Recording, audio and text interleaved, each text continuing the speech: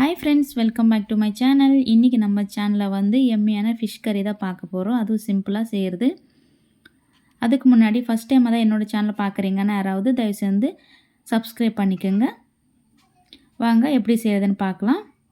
அதுக்கு என்னென்ன வேணும்னு பார்க்கலாம். ஃபஸ்ட்டு புளி வந்து ஒரு லெமன் சைஸ் புளி எடுத்துருக்கிறேன்.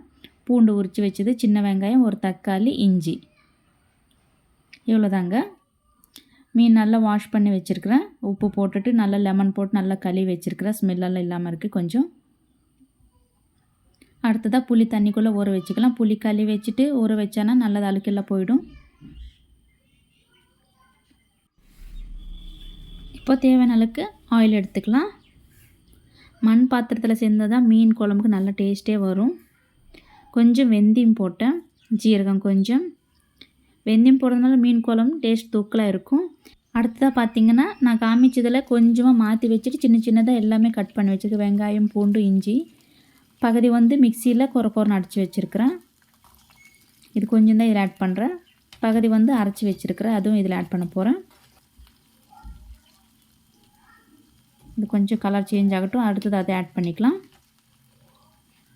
பார்த்திங்களா, இந்த மாதிரி கொஞ்சம் லைட்டாக அரைச்சி வச்சுருக்கிறேன். இதுவும் நல்லா ப்ரௌன் கலர் வர வரைக்கும் ஃப்ரை பண்ணிக்கலாம்.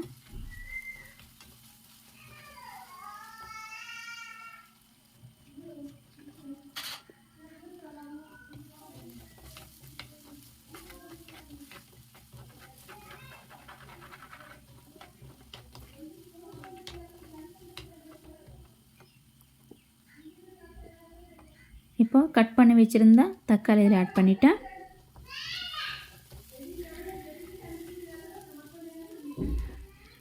கல்லுப்பு கொஞ்சம் ஆட் பண்ணிக்கிறேன். அடுத்ததாக கொஞ்சமாக மஞ்சத்தூள் ஆட் பண்ணிக்கலாம், ஒரு டேபிள் ஸ்பூன் அளவுக்கு.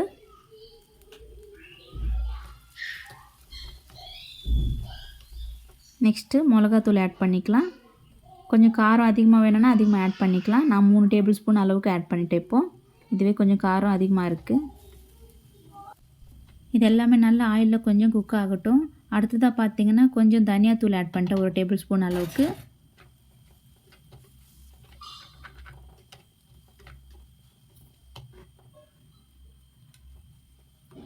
இப்போது இதில் தேவையான அளவு தண்ணி ஆட் பண்ணேன். கிரேவி நம்மளுக்கு எந்த அளவுக்கு வேணும் அந்த அளவுக்கு ஆட் பண்ணால் போதும்.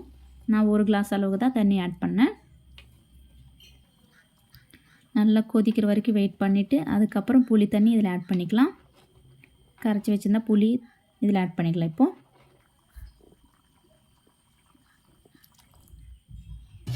இதுவும் கொஞ்சம் நேரம் அப்படியே குக் ஆக விடலாம், கொதிக்கணும் நல்லா. கொஞ்ச நேரம் மூடி வச்சுக்கலாம்.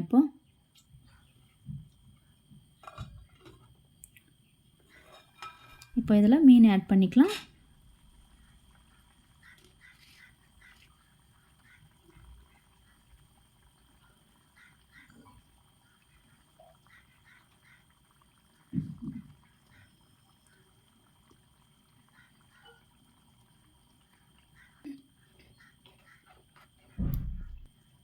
கொஞ்ச நேரம் மூடி வச்சுக்கலாம்.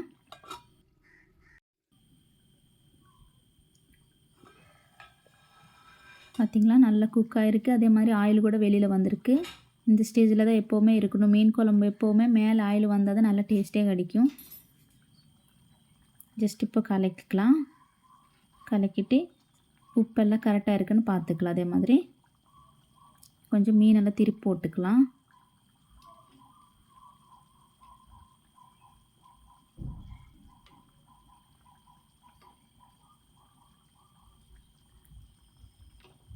உப்பு கரெக்டாக இருக்கான்னு பார்த்துட்டு இப்போவே உப்பு ஆட் பண்ணிக்கலாம். சால்ட்டு கொஞ்சம் கம்மியாக இருக்குது, அதனால் நான் கொஞ்சம் சால்ட் ஆட் பண்ணிட்டு இந்த மாதிரி துணி எடுத்துகிட்டு இந்த மாதிரி மிக்ஸ் பண்ணிவிட்டு மூடி வச்சுக்கலாம். அவ்வளோதான் ஃப்ரெண்ட்ஸ், மீன் கறி ரெடி ஆச்சு. சர்வ் பண்ணிக்கலாம். இப்போது பார்த்திங்களா ஃப்ரெண்ட்ஸ், பார்க்குறதுக்கே நல்லா கலர்ஃபுல்லாகவும் இருக்குது. அதே மாதிரி டேஸ்ட்டு கூட சூப்பராக இருக்குது. உண்மையாகவே எப்போவுமே மீன் குழம்பு வந்து வச்ச உடனே நல்லா இருக்காது. மார்னிங்கு இல்லைனா ஆஃப்டர்நூனுக்கு இன்னும் டேஸ்ட்டு கூடும், ஒரு நைட் ஃபுல்லாக வச்சுருந்தேன்னா. அவ்வளோதான் ஃப்ரெண்ட்ஸ், லைக் பண்ணுங்கள் தயவு செஞ்சு. பிடிச்சிருந்தேன்னா அடுத்த வீடியோவில் சந்திக்கலாம்.